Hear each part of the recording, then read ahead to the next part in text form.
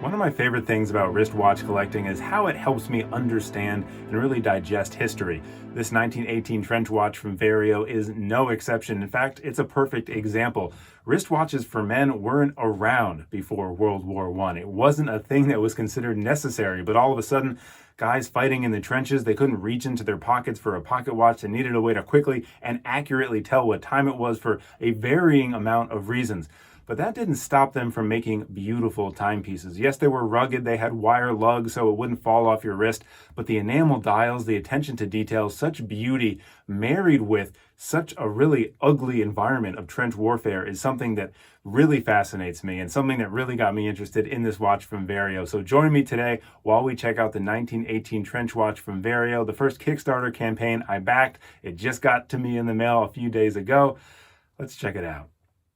Timestamps too at the bottom if you want to hop around throughout this video. There are a few things I think you do need to know about this watch before you hit buy, including what you get for your $292 on sale still right now on Vario's website. And included is this watch travel case instead of a watch box. This is how the watch comes to you.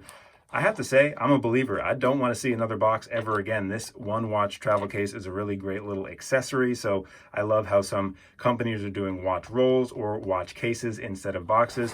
You also get a 1-year warranty and a nice little note from Ivan and Judy thanking you for your trust and support.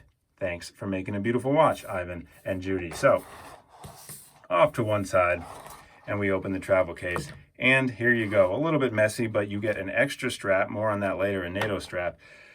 But here is the watch, kind of looks like a headphone case, huh? Wrapped up in a nice microfiber cloth.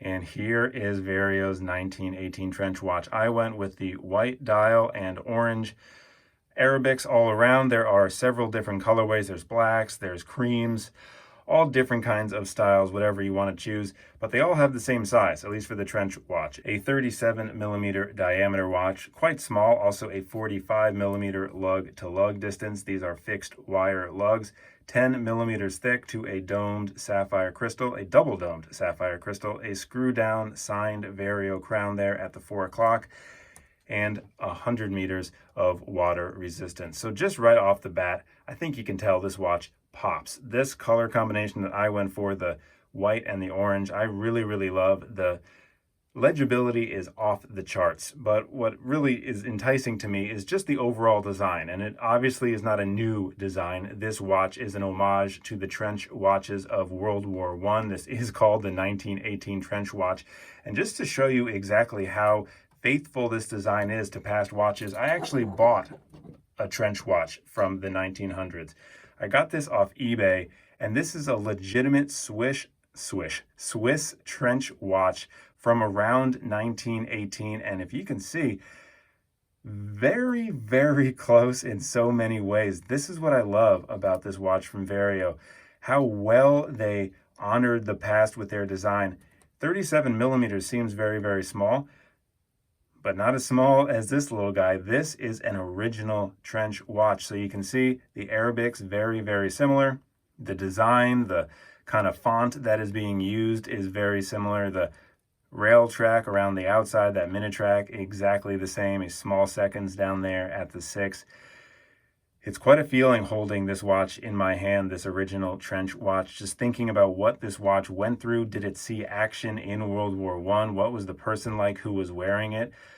There's all kinds of thoughts through my head, and then it transfers over to this watch from Vario. I feel like in some ways I'm keeping the memory of those people alive, or at least keeping the ideas of the history of wristwatch invention alive when I'm wearing this watch. So to see just how faithfully recreated it was from the original is really, really cool for me.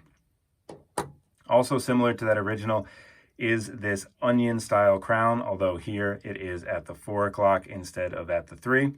And let's take a closer look at this enamel dial, because that is what really drew me to this watch to begin with. It shows up great on camera, which I'm really, really happy about. The stark contrast, that orange against the white, and then the black of the minute track and the small seconds and the Vario that you can see under the 12. This is just a stunning watch in my opinion, and it really does go well on this Bund strap. So speaking of which, this is a leather Bund strap, and it is not exactly difficult, but it's a little bit of a process to switch out straps. So what you do is you pull this part out here. By the way, we'll be able to see the engraved case back while we do this.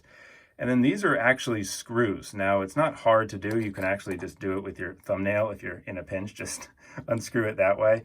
Then this comes off, and then you can put on the NATO strap that was included. So while we're back here, let's see if we can get this in focus.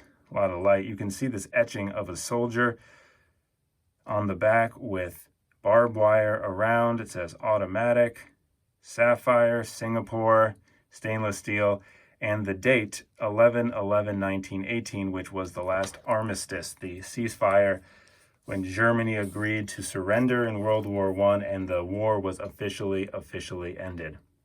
So as mentioned, Arabics all around the outside, the Vario at the 12, and other than that, a very stark dial, which I appreciate. I like that it's kind of letting the dial breathe. It is a smaller watch, so I think you do need that space on a watch like this. The rail track all around, I really love for the minute markers, and then at the 5s, or at the 1, 2, 3, 4, there's a little bit of a bolder piece of that minute track.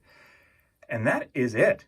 I mean, really, as far as design, this is a circular case, of course, with fixed wire lugs.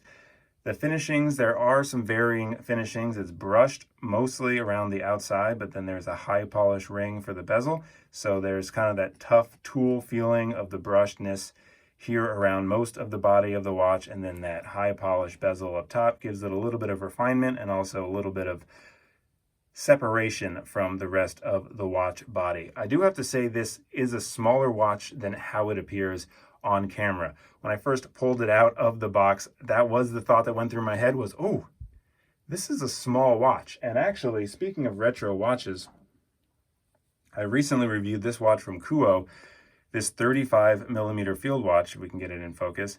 And just side by side, this watch kind of looks bigger, the Kuo on the left. However, this is only 35mm in diameter, and the Vario is 37. So it's really just the lugs that add a little bit of body to the watch, but that does go a far way. I'm realizing now a perfect circle with wire lugs, it really does shrink the size down. So even though this 35mm is technically smaller and has a very similar, if not identical, lug to lug distance, it feels a little bit bigger because of these thick lugs. So just keep that in mind. It wears, or at least appears, this Vario, a little bit smaller than the 37mm may suggest.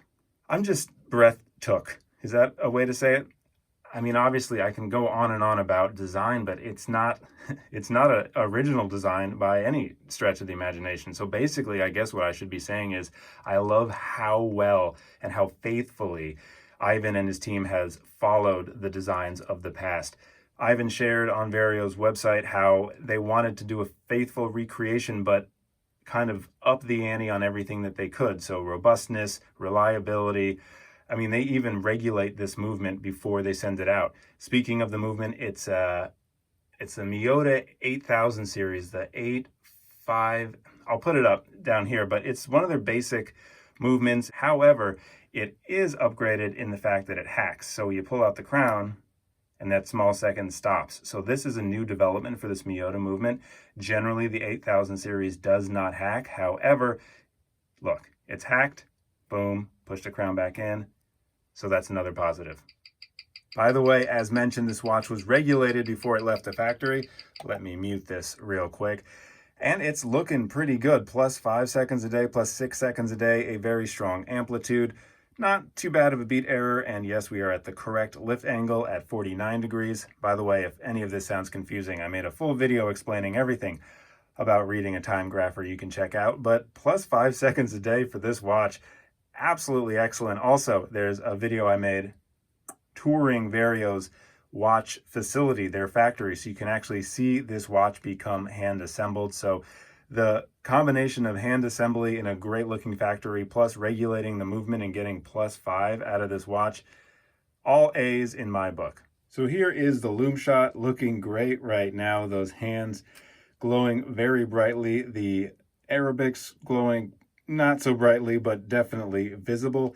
Just for some comparison, here on the left, I'm bringing in This is the field watch I had mentioned earlier from Kuo, so not as bright, and only the hands in the second hand illuminated on the Kuo.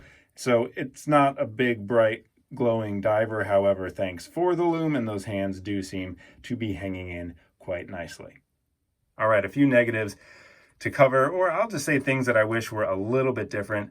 For me, and again, this is totally for me, because I'm a bigger guy, I would have preferred this at 40 millimeters. I understand that it's a recreation of trench watches, and as we've been seeing, they have upped the size. This was the original size of a trench watch. So 37 is more of a modern size, and I do love that Ivan and Judy have made a watch that is for smaller wrists. I know that a lot of the time smaller wrists are underrepresented. That being said, I wish they kind of went for the full upgrade and went to 40 millimeters. Now, they had that in mind, I think, because there is a 40 millimeter version of this watch. It's just a different design. It's the Medic watch, so it has a pulsometer around the dial and some other features. So it is a different design. However, if you do want to go 40, there is a 40 millimeter size that's coming out. It's just, you know, a little bit of a different design. That being said, after wearing it for a day or two, I do get kind of used to the size. It's just something that's kind of nagging on me, especially when I showed you that 35 millimeter, which technically is smaller, but it feels bigger, you know. All right. Secondly, the crown at 4, I appreciate that it's tucked away. However, it is difficult to get to it, especially since it's a screw down crown. So you do kind of have to pull the Bund strap away from the watch if you want to unscrew it to wind it. And speaking of winding, it's kind of a grainy winding experience. It's not the best wind I've had. The Miyota 9000 movement, I have my Zeppelin, way smoother, kind of better feeling. Also, when you pull it out, this doesn't feel smooth. Every time I move it, I kind of feel through my fingers like a duh-duh-duh-duh-duh-duh-duh. Just not a smooth feeling. That's not the watch's fault. That could just be the movement, and this is my first time using the 8000 movement. Just something to note. Lastly, this strap, while very well made, very high quality, Vario, by the way, professional strap makers, you can't have a big wrist and wear this watch. I mean, 37 millimeters might be prohibitive anyways. However, I have a 7¼ inch wrist, and you can see I hit the second to last hole. So I don't think you want to be on the last one. So really 7¼ inch wrist with the Bund strap is about as far as you can go. So just keep that in mind. Now, there is one thing that I haven't mentioned yet, but I think is very, very much worth mentioning, and that's the extra strap that comes with this watch. I wasn't expecting an extra strap, but as I just mentioned, Vario has a whole side of their business where they make all different kinds, from two-piece to NATOs to, look at that nice sign Vario on the buckle, tweed straps, elastic straps, all kinds of different straps are made by Vario, and I really, really love this NATO strap. It looks pretty good on this watch here. It does kind of expose how small it is. I do have to say, though, the quality of this NATO strap is amazing. It's so soft. It really contours and fits to the wrist so well that, in fact, it's made me love this other watch from Kuo more. So Kuo sent me this watch a few weeks ago. I love the design of this watch. Definitely has some retro feels as well. This is referencing kind of military watches from later in the 20th century. But their NATO straps just weren't that comfortable, so I never really had a great wearing experience. I love the watch, NATO strap not so much. But you pair Vario's NATO strap with Kuo's watch, boom! Love it. This is now my favorite combination. I'm going to be wearing Kuo more often because of this strap. So it's a little bit of a mix and match, but something to keep in mind that Vario makes a killer strap. They really, really do. And that's it. Do anticipate, and if it's later or whatever, there might be a link in the description. I will break down the whole Kickstarter buying experience. As I said, this is the first watch I backed on Kickstarter.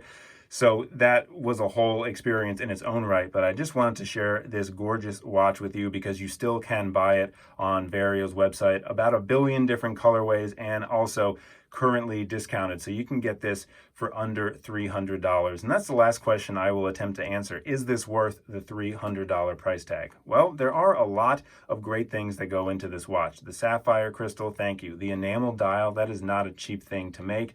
And the attention to detail and the quality control that has been really present throughout the whole process is very obvious. I can't find anything wrong with the production of quality control. The finishing, everything is really great. The strap is really, really great.